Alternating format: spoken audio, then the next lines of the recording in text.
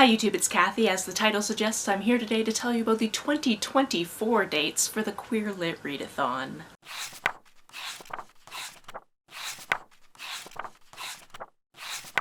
If this is your first time hearing about the Queer Lit Readathon, it's been running for 6 years now. It started back in 2018 and it was co-created by myself and my friend Rogan Shannon, which means that 2024 will be the 7th year of us running this readathon. Silly me, I started recording this with my bad battery. The good battery's in there now. 2024 will be the 7th year of this readathon. Traditionally, we have 2 rounds every year, one in June and one in December, and for the past couple of years we've also done something called Queer Weekends, which is just us trying to remind people to read queer all year. You should be reading queer books outside of June as well. I know that it's a big month for certain locations around the world, but just read queer books all the time. However, for the purposes of hosting a readathon, we need to host it in certain times, so we've decided June and December. In 2024, we're going to do something a little bit different, so I want to tell you about the dates for the official rounds, but then I also want to give you a sneak preview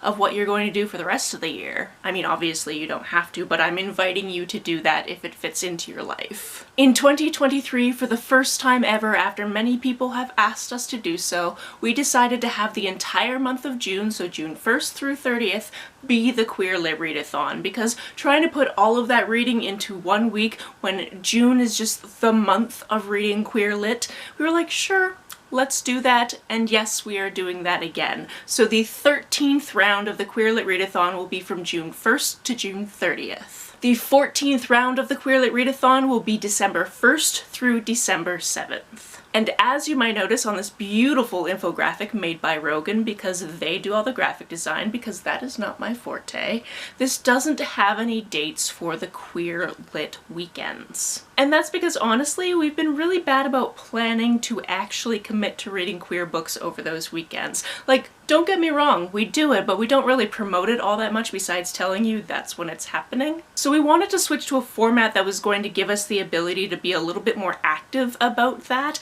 and then also give you the ability to read more queer lit throughout the year, outside of just a couple of weekends that are about halfway between the 2 rounds of the readathon. That means that for every month that is not June or December, we are going to have some official prompts for you. Those prompts are going to go live on the 1st of every month over on our Instagram, which is at queer_lit, and as long as X keeps being a thing that kind of actually functions, I think I will post them there too. But honestly, as soon as the logo changed over from a bird to an X, I thought it was some weird spam on my phone and I deleted it. So I don't spend much time there anymore, but I could open it up in my browser. In case you don't use either of those platforms and you don't want to go through the extra work of finding that information every month, I'm also going to post it to my community tab, so make sure that you are subscribed to this channel because that should show up in your sub feed in theory. Sometimes it does, sometimes it doesn't. But since you know ahead of time that it's going to show up the 1st of every month, you can always just go double check if it doesn't show up in your subscription feed. Also, as a tiny bonus for being very on the ball and checking out this video early so you can put these dates on your 2024 calendars and bullet journals and all of those types of things,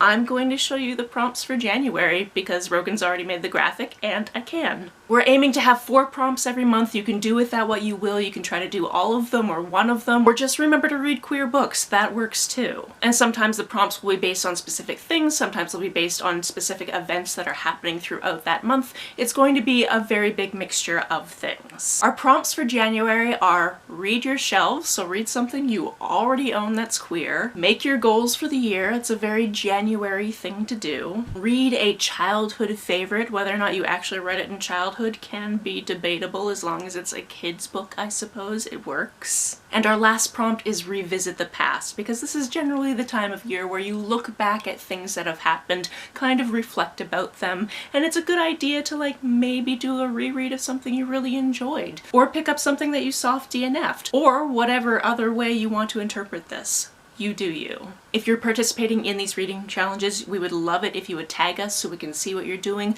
and or use the hashtag #ReadQueerAllYear. I wish I could say I came up with that hashtag. It's definitely a hashtag that already exists, but I just love it so much and I've been using it for ages now, so I just wanted to continue to put lovely things under that hashtag.